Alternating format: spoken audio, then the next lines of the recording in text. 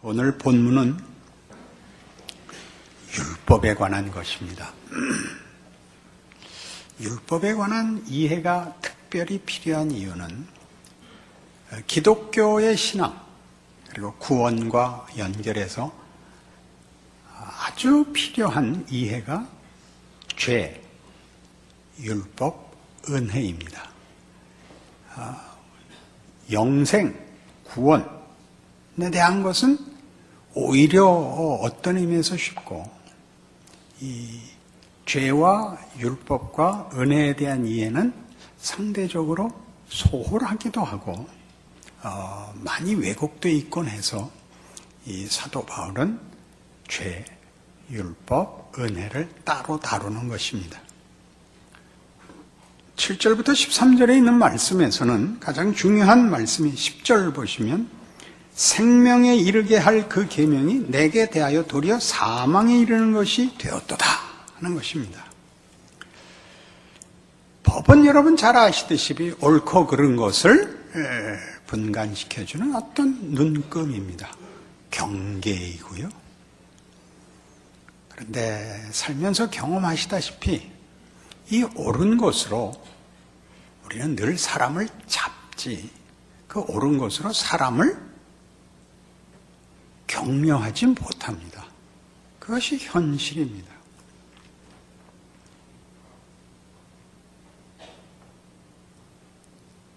법이나 옳음은 희한하게도 정죄와 비난으로 쓰이지 적극적인 것으로 쓰이질 못하는데 우리가 실력이 없어서 그런 것입니다. 적극적으로 쓸 때는 뭘로 쓰냐 하면 자랑하느라고 씁니다. 그래서 누가 옳다고 자랑을 하면 옆에 사람들은 상대적으로 바보가 되는 데 쓰입니다. 이게 무언가를 우리가 이해를 할 필요가 있습니다. 법은 혹은 그 비슷한 개념에서 규칙은 마치 이런 것과 같습니다. 경기장과 경기 규칙과 같은 것입니다. 축구장을 생각해 보십시오. 축구장은 가로 몇 미터? 100에서 110m. 그게 세로 아닌가? 가로는 60에서 70 가로, 100에서 110의 세로로 된 그런 커다란 규모입니다. 그 이렇게 선을 긋지요. 그래서 공이 나가면 아웃입니다. 공을 다시 안으로 넣어야 경기를 할 수 있습니다. 그게 없으면 태평양에다 대고 공을 쳐버리면 경기를 할 수가 없기 때문입니다. 그러니까 그것은 경기를 이 안에서 하라는 어떤 의미의 한계이면서 동시에 경기장을 성립시키는 것입니다. 그걸 넘어가 버리면 경기를 할 수가 없습니다. 그러니까 이 선은 다만 제한이고 속박이 아닌 것이 골대를 보십시오. 골 안에 공을 차 넣는 것은 그 라인을 벗어나는, 그러니까 엔드라인이라고 하지 않습니까? 축구를 모독하는 겁니다. 축구에서 가로는 골 라인, 옆줄은 사이드 라인이 아니라 터치 라인. 축구에서는 규칙이 룰이 아니고 로, 법입니다. 영국 놈들이 잘 척하는 거죠. 영국 사람은 없을 테니까 거기다 넣는 겁니다. 경기를 성립시킨다고요. 근데 줄을 넘었느냐 안 넘었느냐가 다면 경기가 내용이 없어지죠. 조금 더 진전시켜서 테니스 게임을 보십시오. 네트가 있습니다. 그리고 전체 그 테니스 장을 성립시키는 사이드라인과 엔드라인이 있는데 만일 그게 없다면, 네트와 라인이 없다면, 아무데나 갈긴다면 예술은 성립되지 않는 겁니다. 네트를 넘고 라인 안에 떨어지면서 상대가 못 받게 우리 직접적인 표현으로 악질력으로 쳐야 되는 경기입니다. 그래서 예술이 되는 겁니다. 하나 더 가실래요? 골프를 보십시오. 골프를 치다가 공이 물에 빠지거나 공을 잃어버리면 벌타를 먹습니다. 벌을 받는 게 아니라 경기를 계속할 수 있게 해주는 겁니다. 한 점을 먹고 경기를 계속해라 그겁니다. 그러나 우리는 잡습니다. 왜 잡느냐 하면 우리 경쟁사회에서는 탈락을 시켜야 되기 때문입니다.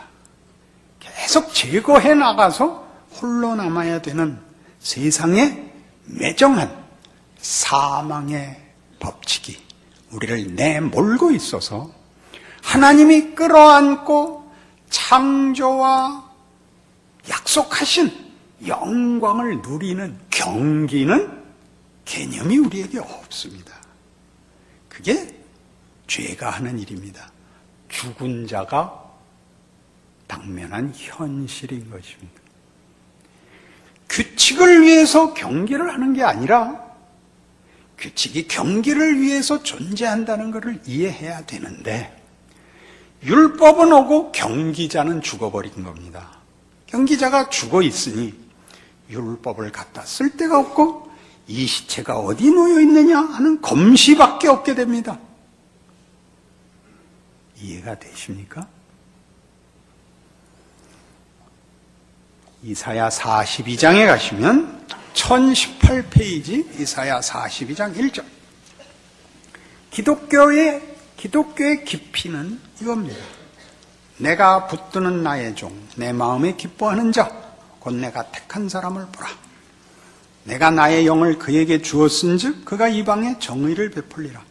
그는 외치지 아니하며 목소리를 높이지 아니하며 그 소리를 거리게 들리게 하지 아니하며 상한 갈대를 꺾지 아니하며 꺼져가는 등불을 끄지 아니하고 진실로 정의를 시행할 것이며 그는 쇠하지 아니하며 낙담하지 아니하고 세상에 정의를 세우기에 이르리니 섬들이 그 교훈을 앙망하리라. 이제 메시아를 보내야겠다. 내가 인류를 구원하고 그 일을 이루고 말겠다. 근데 그 일을 뭘로 이루죠? 내가 붙드는 나의 종, 내 마음에 기뻐하는 자, 곧 내가 택한 사람을 보라. 인격이 등장하는 겁니다. 법과 다르죠. 법은 중립이죠. 무정하죠. 무정. 나쁜 의미고 좋은 의미고가 없습니다. 그건 무정한, 그냥 규칙이고 법이죠. 어디다 어떻게 써야 하는지 본인에게는 의도가 없죠. 감정도 없고. 하나님의 일하심은 인격으로 일하신다는 거죠. 그 주권자가 기독교를 성립시킨 우리의 존재와 우리의 운명, 우주와 역사의 목적을 가지신 이가 인격을 갖고 있다는 겁니다. 그 인격의 가장 대표적인 성품이 여호와로라 여호와로라 은혜롭고 자비롭고 노하기를 더디하고 인자와 진실이 많은 하나님이로라 라는 말입니다. 여기를 놓치면 그것이 인격과 이 성품에서 벗어나면 그것은 언제나 무기가 될 뿐입니다. 사람을 잡지요. 생명을 다루지 못하고 생명에게 늘 장애가 되며 생명을 해치게 된다는 얘기를 하는 것입니다. 조금 더 보죠. 5절 하늘을 창조하여 펴시고 땅과 그 소산을 내시며 땅 위에 백성에게 호흡을 주시며 땅에 행하는 자에게 영을 주시는 하나님 여호와께서 이같이 말씀하시되 나 여호와가 의로 너를 불렀은즉 내가 네 손을 잡아 너를 보호하며 너를 세워 백성의 언약과 이방의 빛이 되게 하리니 네가 눈먼 자들의 눈을 밝히며 갇힌 자를 감옥에서 이끌어내며 흑암에 앉은 자를 감방에서 나오게 하리라. 나는 여호와이니 이는 내 이름이라. 나는 내 영광을 다른 자에게 내 찬송을 우상에게 주지 아니하리라. 내가 만든 나의 형상을 따라 만든 나의 백성, 나의 자녀,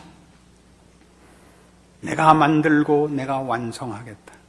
만들 때 가졌던 그 목적을 이룰 것이라. 나는 내버려 두지 않는다. 나는 타협하지 않는다. 나는 내 이름을, 내 영광을 다른 자에게, 우상에게 주지 않을 것이다. 의지를 가지는 겁니다. 법에 무슨 의지가 있습니까? 그냥 종이에 쓴 글에 불과하죠. 기독교는 이런 여러분들이 진심, 사랑, 믿음, 의라는 것을 내세워서 거기에 여러분이 매달리기 시작하면 망하는 것입니다. 그걸로 자신을 표시하신 하나님을 봐야 되는 것입니다.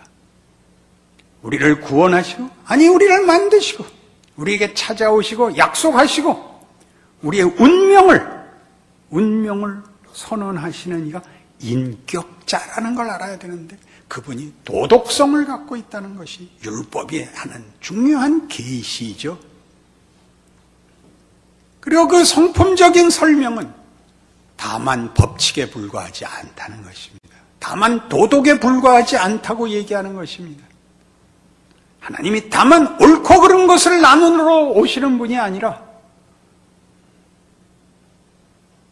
하나님이 세상을 이처럼 사랑하사 독생자를 주셨으니 이는 누구든지 주를 믿는 자마다 멸망치 않고 영생을 얻게 하려 하심이라. 그 다음 절 외우라 그랬죠. 하나님이 그 아들을 세상에 보내신 것은 세상을 심판하려 하심이 아니요 세상을 구원하려 하심이라. 그러나 우리는 예수를 믿자 곧바로 자기 확인이 안 믿는 것들과 배타적 내분을 가집니다. 넌 안 믿어서 지옥 가. 난 믿어서 천국 가. 그걸 거기다 써먹으라고 준 게 아닙니다.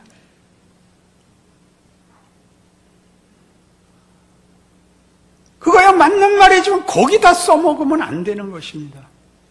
고린도전서 15장에 가실까요?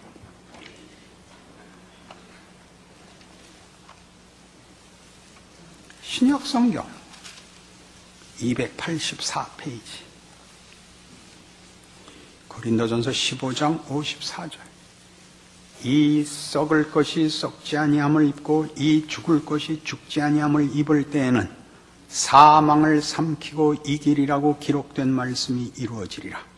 사망아 너의 승리가 어디 있느냐? 사망아 네가 쏘는 것이 어디 있느냐? 사망이 쏘는 것은 죄요? 죄의 권능은 율법이라. 사망은 뭐 때문에 온다고요? 사망은 죄 때문에 옵니다. 죄의 싹슨 사망입니다. 죄는 뭘로 그 성립 근거를 가진다고요? 조건을? 죄의 권능은 율법이라. 맞냐 틀리냐? 57절 우리 주 예수 그리스도로 말미암아 우리에게 승리를 주시는 하나님께 감사하노니. 의학 이렇게 옆에다 써놓으세요. 의학.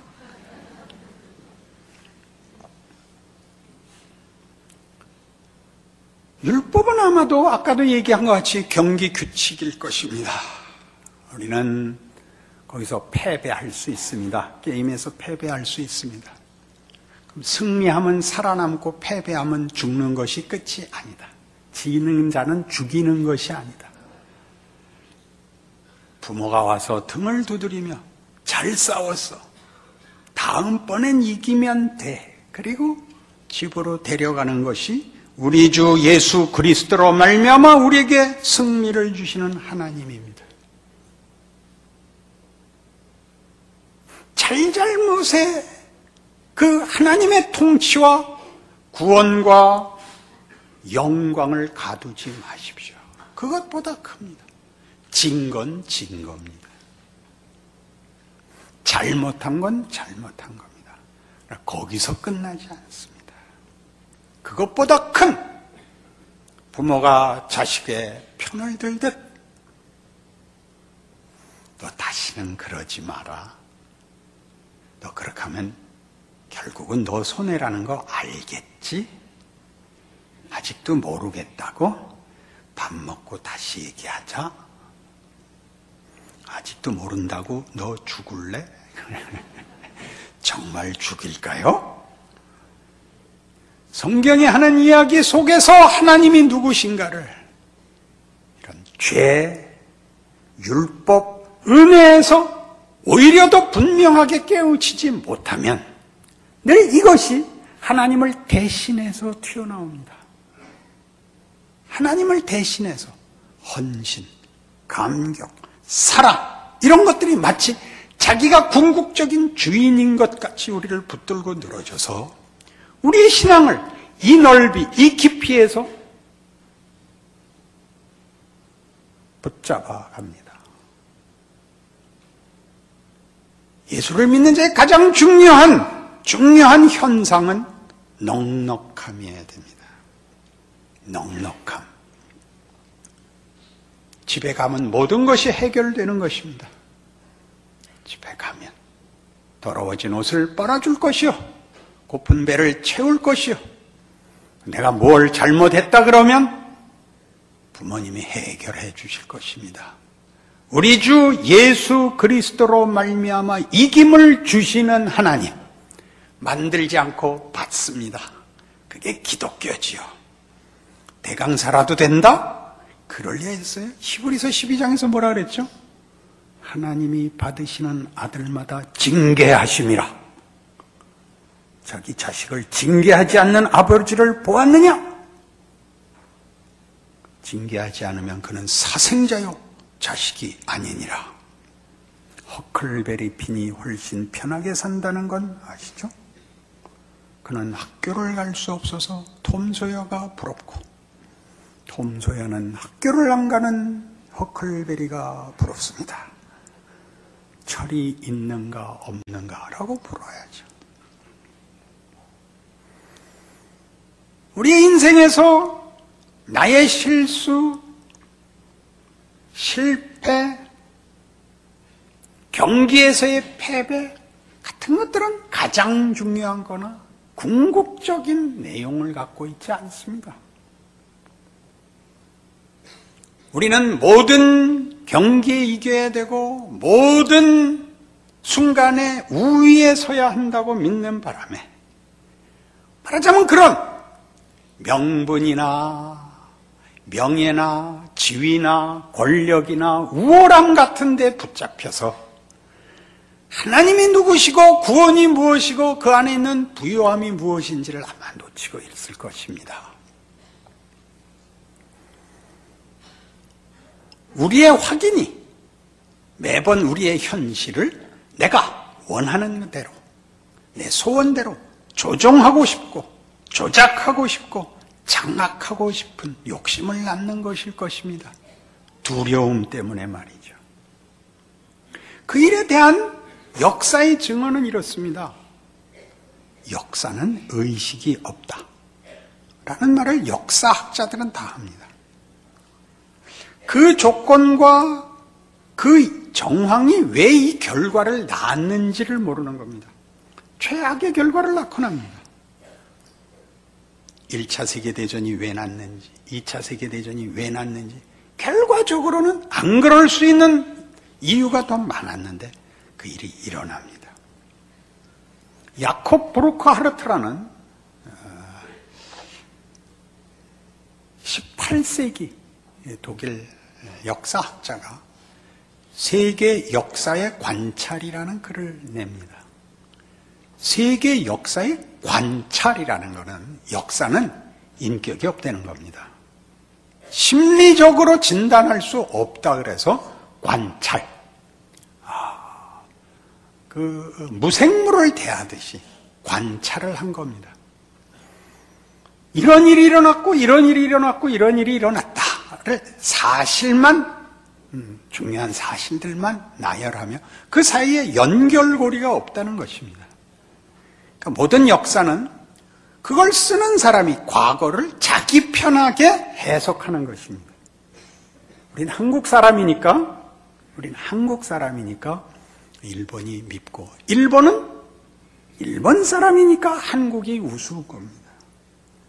어느 나라에 태어났느냐는 하나님이 정하는데 국력이라든가 무슨 다른 이유들 때문에 우리는 억울한 때가 많습니다. 국력이 약하고 경제력이 약하고 국방력이 약하고 민도가 낮고 국민성이 무섭고 이런 모두가 불편합니다. 그러니까 우리 신앙생활의 현실 속에서도 어디에서 열등한 자리, 말하자면 중요한 시합에서 졌다든가 억울하다든가 심판이 잘못 받다든가 이런 모든 사실에 대해서 우리는 거의 모든 삶에 대한 절망과 회의와 분노라는 커다란 가마솥을 뒤집어 쓰는 형국이 되곤 합니다. 거기에 대해 얘기하는 겁니다. 야콥 브루크 아르트는 이렇게 얘기했습니다. 모든 경우에 성숙이 전부다. 흥했느냐 망했느냐 잘했느냐 못했느냐 이겼느냐 졌느냐 모든 경우에 성숙이 전부다. 그리하여 어떤 결과를 외형을 가지게 됐느냐는 역사에서 중요하지 않다. 그 나라가 잘 되면 국민이 모두 잘 되는 것 아니고 그 나라가 망하면 국민 모두가 망하지 않더라. 그러니까 우리가 더 끌어다 쓰면 한 개인 영혼에 필요한 유익들은 외형적인 조건에 결단코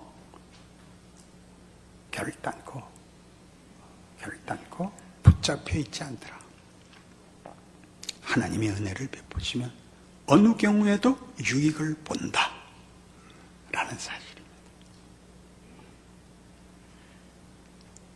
하나님이 다만 보상에 불과하고 심판자에 불과하고 원칙에 불과하면 이런 일들은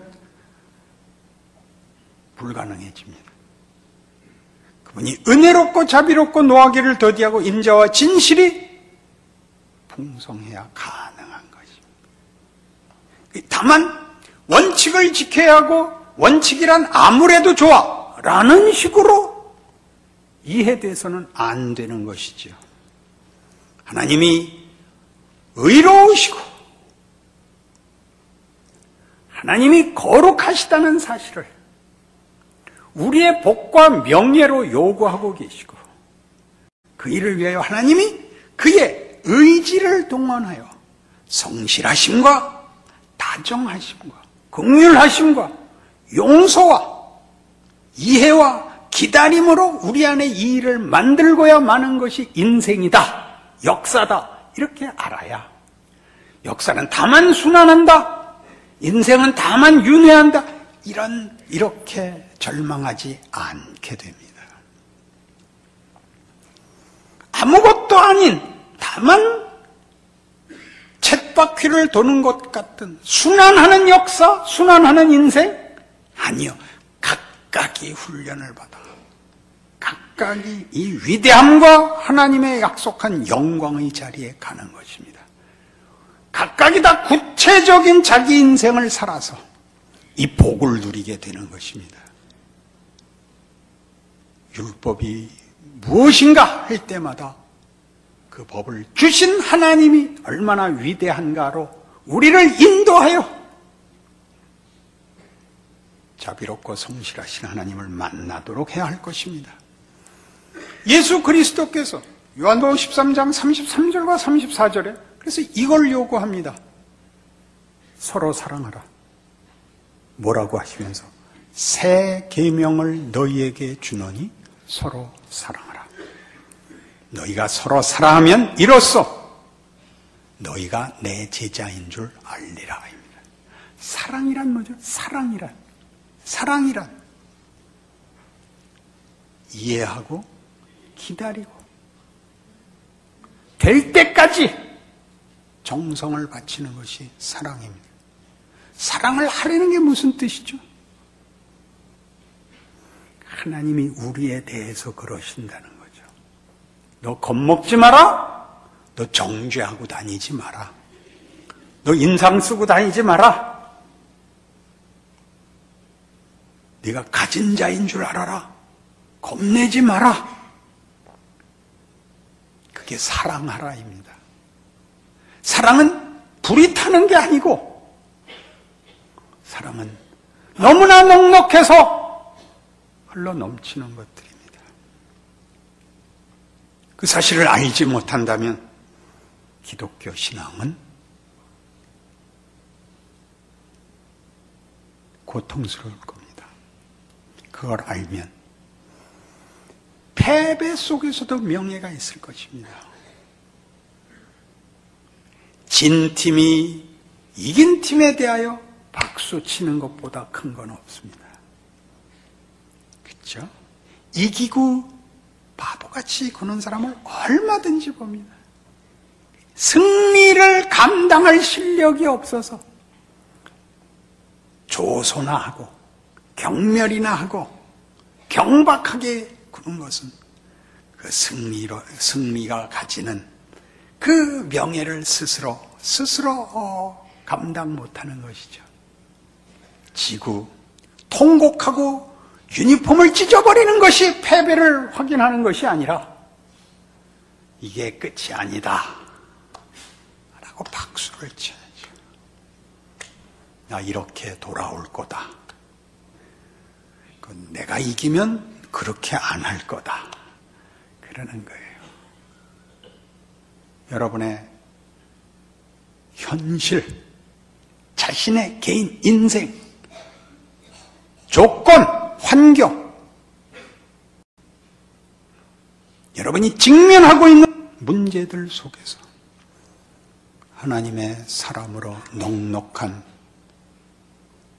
성숙이 있기를 바라요. 영광과 명예가 있기를 바라요. 질 수 없는 인생이 됐다는 것 기억하고 한순간도 필요치 않거나 아무것도 아닌 시간이 없다는 걸 기억해서 모든 시간, 모든 경우에 이기시는 여러분의 삶이요 믿음이시기를 바랍니다. 기도하십시다. 하나님 아버지 은혜를 감사합니다. 더 이상 무엇도 우리를 어떻게 할 수 없는 모든 것이 합력하여 선을 이루는 하나님의 자녀가 되었습니다. 그 인생이 되었습니다. 그 아들을 주시니가 어찌 그 아들과 함께 모든 것을 은사로 주지 아니하시겠느냐. 아멘입니다. 그거 알고 살게 하옵소서. 우리의 눈빛을 따뜻하게, 우리의 가슴을